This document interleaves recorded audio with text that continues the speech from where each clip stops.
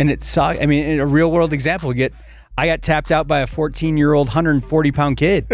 Like, it sucks. And it doesn't feel good in the moment, but you got to make sure you have an understanding of the bigger vision. Yeah. My bigger vision is to get better every single day. Yeah.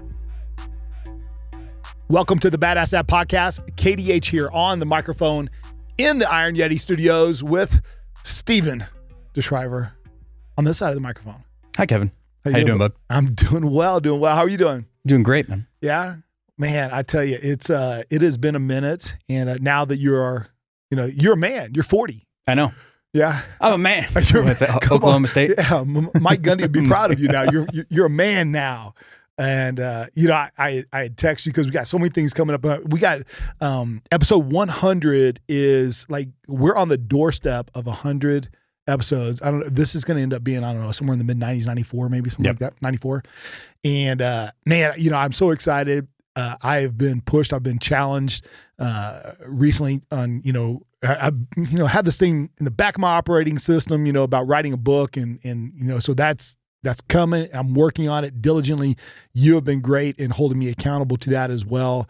And, it's interesting because at least the title right now is The Dad I Never Had. And then the subtitle is A Badass Dad's Guide. And I really look at it like it's going to be a great way for me to honor some men that really spoke into my life, that even though I didn't grow up with a dad, that, I'm going to be able to honor them and some of the lessons that I've learned. But it is just another step in what we are doing here on this adventure. And so I wanted to first really give a quick shout out to our boy, Sean Buck Rogers, whose book, I mean, you were saying, where is it now? It hit number 1. So he's almost at 10,000 copies sold. So if you haven't checked it out yet, Rising Above by Sean Rogers, you can get it on Amazon, all those kind of places. It's a Green Beret's story of childhood trauma.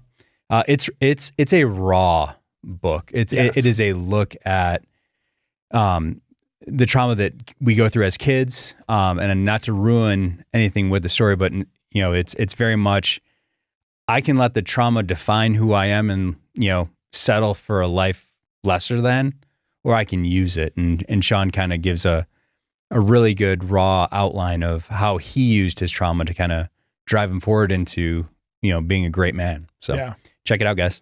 Yeah, and if you're not on the YouTubes, Stephen was just giving a little showing the book, and so excited. That is out now, so go check out that book. And Pam, his wife, is about to give birth, so they're about a month out from baby number 2. So, he's been able to do all of this. He left his career with law enforcement and, stepped out and really doing amazing things. His YouTube channel is blowing up, the F&G Academy. And so, man, check out all that's going on.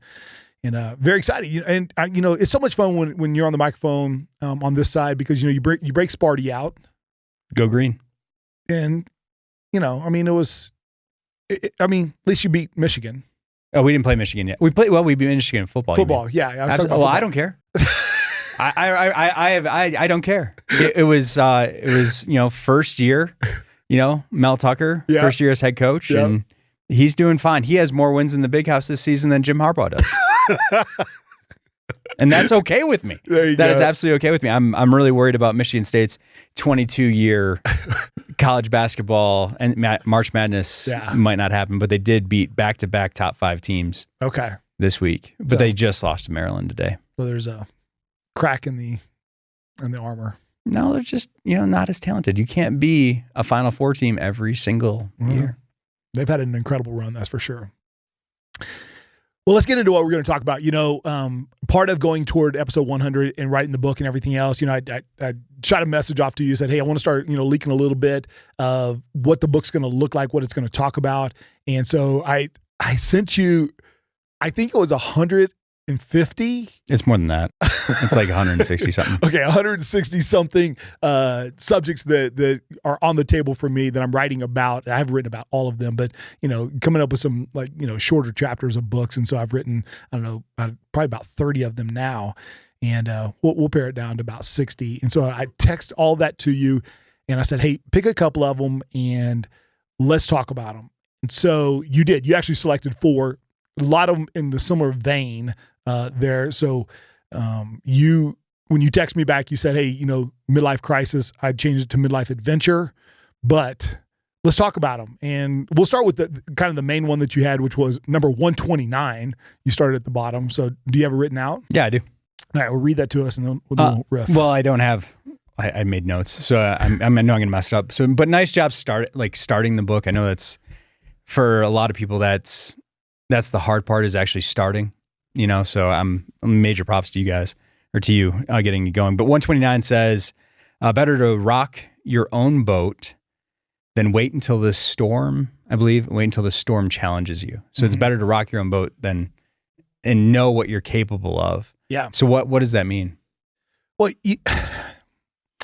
I think for me, I won't say for most men, but for me, it's been so easy that, when things are good, don't break what's not broken, just keep going with the flow. And for, so much of my life in particular, there has been a pursuit of, let's get to where the seas aren't.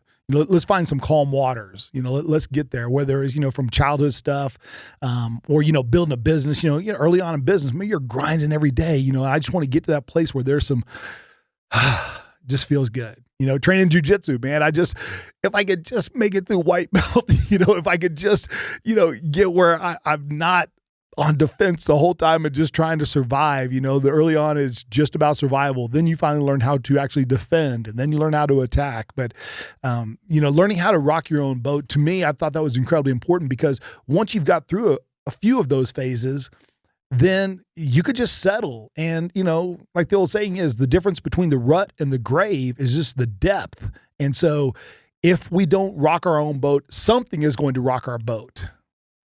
And, we were talking earlier, about, some tragedies and some, people that, have died, and people that got sick and different things. And man, it's a wake up call for all of us, but we need to be preparing for that during these seasons when things aren't, or when things are going well for us or good or whatever. And it's a little interesting in the midst of COVID, because I think for so many people, life is now a year into this. They're beginning to find their footing, like, okay, I better make sure I have a mask in my pocket at all times, or, here's how work is going to be, or school or whatever.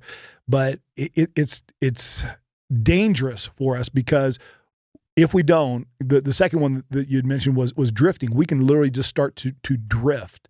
And very interesting book, Napoleon Hill wrote. It was just released about 10 years ago, though. Oh my gosh, it just slipped my mind. Outwitting the Devil? Outwitting the Devil, yeah. And he talks about drifting. Yeah.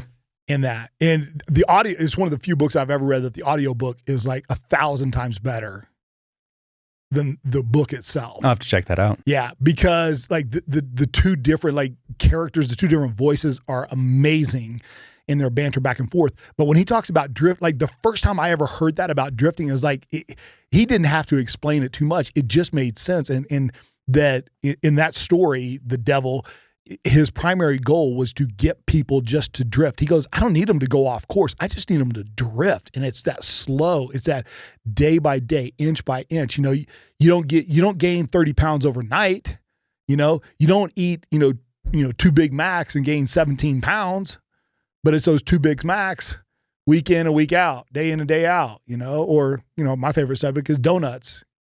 Getting into the donuts. Well, and I agree with you. And I think that, the underlying theme with that is this idea of habit. And there's two ways I want to go with this. The first one is like the idea of drifting. And I always think of like sailing a boat or things like that. You can either chart your own course, or you'll just go wherever the wind blows you. And one of the things that has stuck with me is, if you're not working on yourself, or if you're not working on your company, somebody who will pay you to forget your dream so you can work on theirs, kind of a thing. And that's stuck with me, for quite a long time, along with this idea of, and I don't know who the quote is, but the quote is that the chains of habit are too light to be felt until they are too strong to be broken. And I think we get caught in that rut, and to kind of go along with this whole midlife crisis overall theme,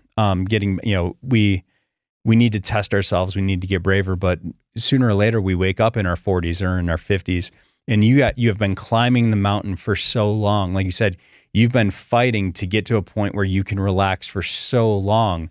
that life does become comfortable, and that becomes the problem. So you're in high school, I got to get to a good college. I'm in college, I got to get a good job that is going to provide, and then I got to get married and have kids, and the whole 2.5 kids thing and all of that it's absolutely fantastic. But you do wake up in your 40s and you're just like, what am I doing? I've climbed the mountain. I'm standing at the top of the mountain that I wanted to climb. I've achieved what I wanted to achieve, and is this it? Is the next big thing death? Like, am I just waiting out the clock? So I've made enough money. I've done all of these things. Life isn't a challenge anymore, or I've won what I've wanted to win. And I've seen so many people just spiral downhill to a point where they've settled. And that's the saddest thing.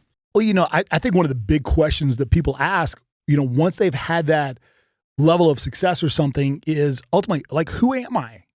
I follow the rules. I got the degree. I got the master's degree. I got the job. I got the title. I got the family. I got this. And now all of a sudden I'm 10, 15, 20, 30 years down the road in a career. And then they're going, wait, was this it? Is this really it? And those questions of, early on, the questions are questions of survival. If we're looking at the hierarchy of needs, okay, well, I've taken care of survival. I've got some comfort that, but like, who am I? And really getting to a place to wrestle with that, I think is, unbelievable adventure, but it is why, talk about guys, having an affair. All of a sudden they've been married, 10, 20, 30, 40 years, and then they have an affair, or they, get rid of their truck and get a sports car. Of course, I went the other direction. Okay. But, and I think part of the answer to that is, there was a lack of vision, or they gave up on the vision that they had.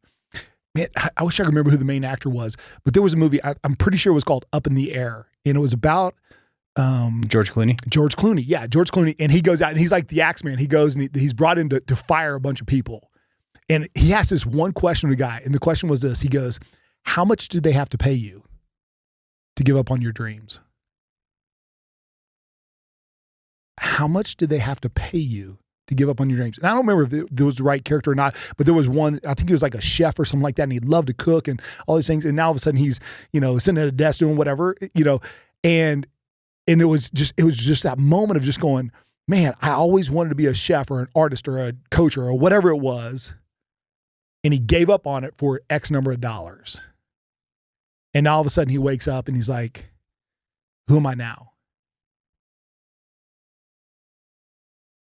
The next one was watch your thoughts, right? So we've talked about rocking your own boat, getting better. We talked about drifting, kind of going along. And now one of the pieces you wrote about was watch your thoughts. What does that mean? Why is that important? Well, as the quote goes, you got to watch your thoughts because, your thoughts become your words. Watch your words because your words become your actions. Watch your actions because they become your habits. Watch your habits because they become your character. And then you got to watch your character because it ultimately becomes your destiny and where you end up going. And the thoughts, it's really interesting. I'm really an amateur on the Bible, but one of the things it talks about in there is it talks about you guarding your heart above all else. And the heart in that scenario is those things that are deeply seated in us, and our thoughts are those. And as we guard those, as we protect those, it forms the essence of who we are. And I'm trying to be careful here because one of the conversations I had this week was super fun because it was actually, I had lunch with the person that I knew when they were in high school, when I was first teaching school. Okay. So this is a long time ago. Okay. Because this person's now in their 40s. But I met with them, but their family was very, very pivotal in my life. And they meant a lot in how I would go on to define success and everything else. And it was very interesting, the hurt that this person had from her father. And her father really, to me, has been, I mean, I'll say a hero, but he's definitely been a role model. He's been one of these guys you kind of looked at, and he had success. It looked like, success with in business for sure, financial. I mean, like big time, like hundreds of millions of dollars, success. Literally it looks like everything he touched turned to gold, which I'm sure that's not how it was. He influenced how Gretchen and I made some business decisions in that, we made some decisions after seeing his family when Gretchen got to meet his family. And I remember saying to Gretchen, if we could only make, $100,000 a year, but our family could look like this, is this what we'd want? And the answer was a resounding yes. And yet, so here this person was, we're having lunch the other day and saying, she was talking about, the word that she used was a curse, in that he said something to the effect of rich kids will never be successful because, and then he kind of went on, and he was obviously talking about her and her brothers because they've grown up as rich kids. I mean, like not middle class, but very wealthy kids. And, part of it, she struggled with some identity things because of some of the words of her father. And that goes right back to where we started, which was thoughts and words. The thoughts that we have are expressed in the words that we have, and not only for ourselves, which are incredibly important, but also into other people's lives. I might have shared this before, and it's, the saying that, confession is good for the soul, but bad for the reputation. Maybe this is going to apply right now. Now in my 50s, I'm just now willing to be at a place where I'm willing to release some writing. And yet I've been writing since my mid to late 20s. And there was a gentleman that when I was in my 20s, and he was my age, was a very prolific, very successful, very well-known writer in a community that I came from. And nationwide, his publications and everything were well-received, lots of money, everything else. And I told him, hey, I want to write and everything, and I'm really excited about this. And he told me this. He goes, Kevin, you have nothing to write until you're at least 50 years old. And I hate saying that, because if anyone else said that, I was like, that's bullshit. You need to do it right now. And I don't know that that's what's held me back all these years, but that's a little bit my confession, just going, listen, we've got to be careful that some of the words, whether we realize it or not, they do stick to us. And along these same lines, I truly believe that every bite counts. And I'm not just talking about what goes in your mouth, but bite, B-Y-T-E, every bit of information, everything that we take in, whether it's on our phone, whether it's social media, YouTube or whatever, that does have an impact on us. And it does affect our actions, our habits, our character, and ultimately our destiny. And so we got to be very, very careful and be vigilant with that. And even more so, because if we're going to be protectors and providers for our children and our spouse, we've got to start with ourselves first. I would just add to that what, yes, and is what you say all the time. I would urge people to mind their thoughts, because I truly believe that you do become what you think about. You become your thoughts. And if you have negative thoughts all of the time, it does wear you down. It does beat you up. Like you said, that the guy comes up and he's like, well, you don't have anything to write until you're 50. Now that's 30 years ago, and it's still, in your mind, constantly. And it pisses me off. I cannot believe that I I think I intellectually rejected it, but somehow it kind of rubbed on me. Some of it, the little stickiness, the little tackiness stayed on me somehow, and I didn't. So one of the guys I'm working with right now, to go along with it's very similar. He's got, and I think we all have it at times, like this impostor syndrome. That what do I have to say that somebody else can't say? Why should I be on a podcast? Why should I write a book? Why should I give a presentation? You can talk about me. It's all right. You can talk about me in the first. I'm right here. Okay? Exactly. But we have this idea of that. Somebody else will say it better. Somebody else will do it better. But I'm telling you right now, they're not. Right. They're not doing it. And it's you got the book right here for Sean. Eventually he had to get past all that and just write it, and then he can take the criticism and the praise and all that stuff. but you had to write the first one so you can write the second one. You have to move on past those negative thoughts. You need to mind your thoughts. You need to tend it like a garden. And the garden metaphor keeps coming up. Yep. Weeds grow on their own. And I think of like your mind like that. You need to continue to tend your garden, to pull the weeds. There's another book, Necessary Endings, which is, I think the author's name was Cloud. I can't remember, but either way, he talks about this idea of pruning a rose bush. And sometimes when you're pruning the rose bush, actually all the times when you're pruning the rose bush, you need to get rid of the branches that are just taking resources and aren't providing. You need to get rid of the rosebuds that aren't going to bloom the way you want them to. And you need to have a vision in your brain of what you want that rose bush to look like. And I think that's a great metaphor for all of this. Like, you need to tend your mind just like you would tend to that rose bush. All right. I want to circle back one thing, and I know you're kind of leading the discussion, but I want to do this one. So, from the book Essentialism, he really gives a formula in there where he talks about focus leads to success. And we actually talked about this a little bit earlier, that everyone teaches, okay, be focused because this is going to make you successful. But after that, there's no like teaching of what do you do once you've had success. And for him, he talked about once you have success, now you have options. Okay. And,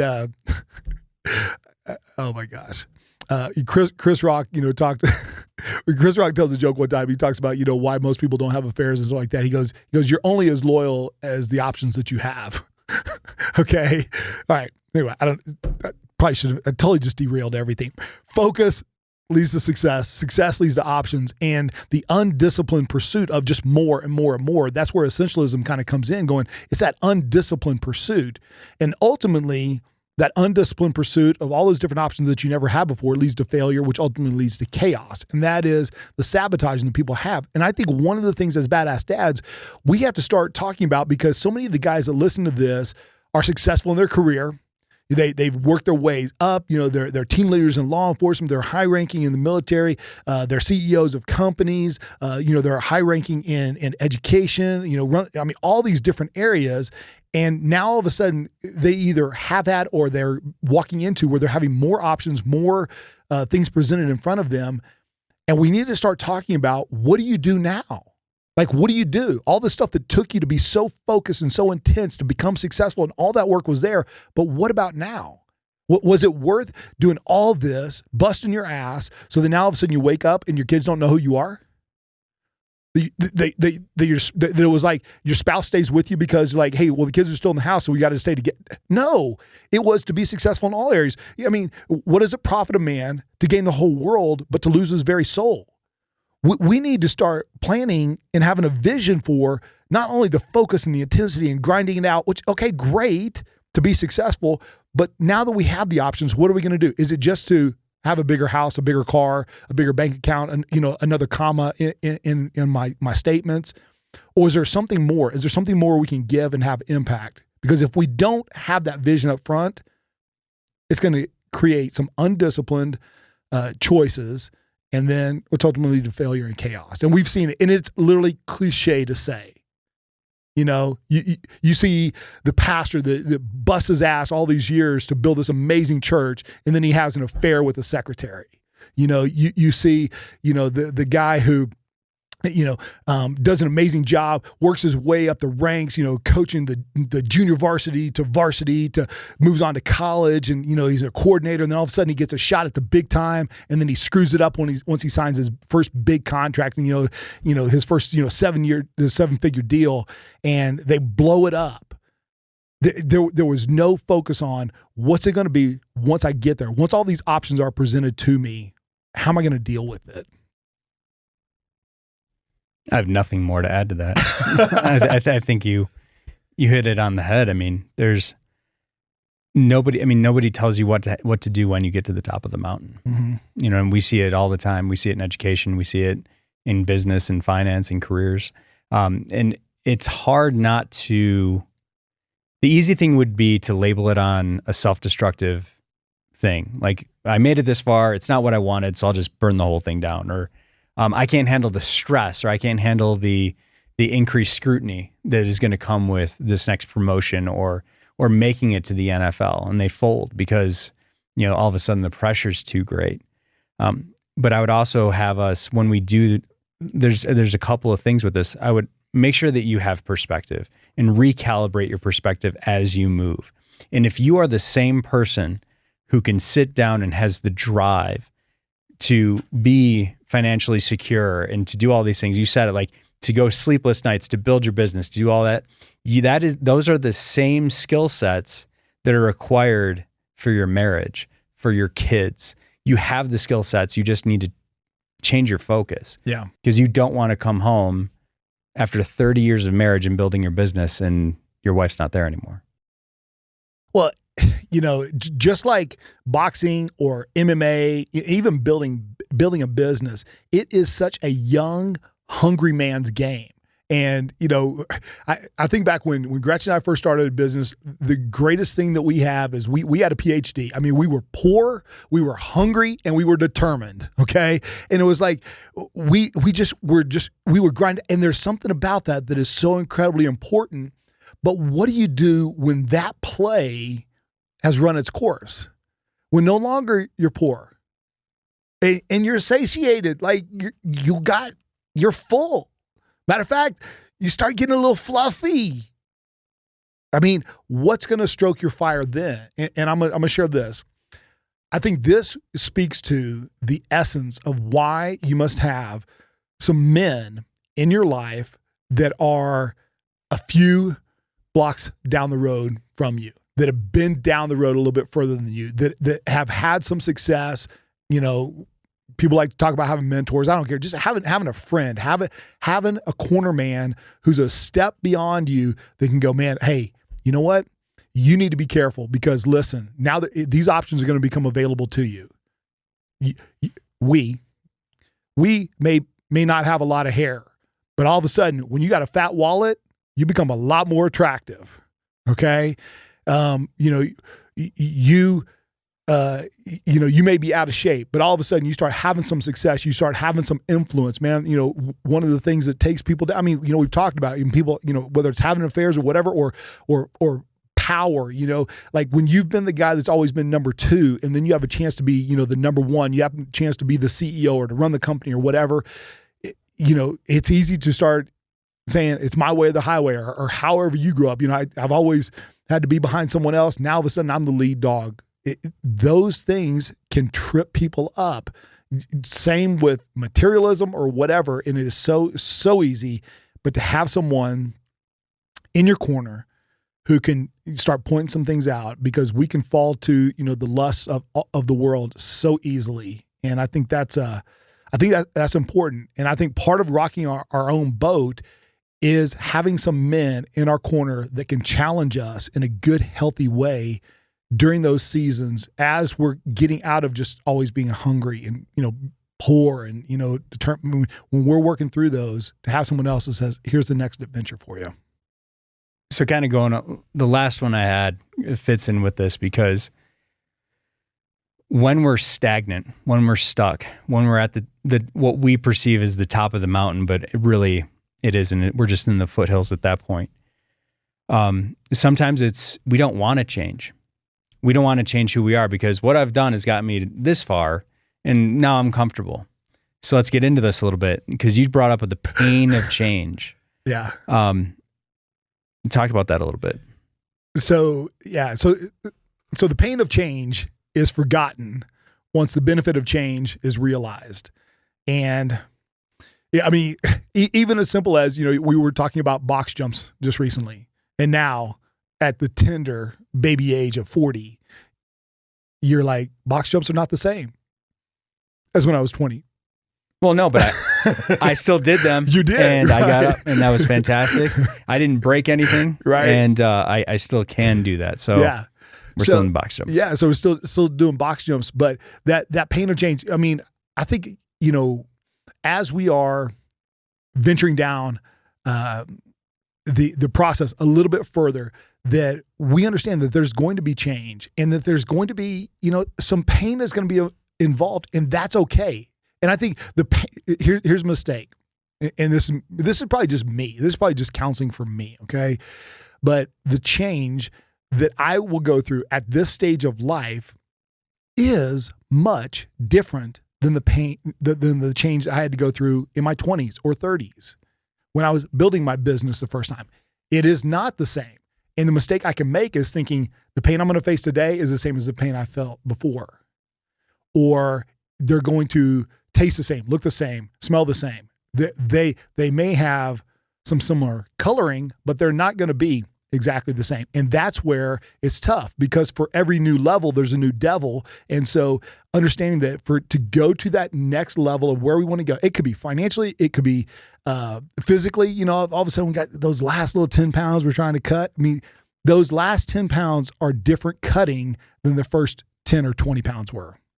There's a whole nother level that we're going to be going to. It is some time, it is some consistency, but there might be some adjustments that we got to go, are we really willing to make these to be able to get there? And I could stay where I am, or I could go, okay, this is going to be painful, suck it up, and let's enjoy the adventure. Well, that's just it. And I think we get away from, how many times have you gone through something difficult in your life? A breakup, you got fired, didn't get the job you wanted. And some of us turn back and we look at those like, I'm so glad I went through that.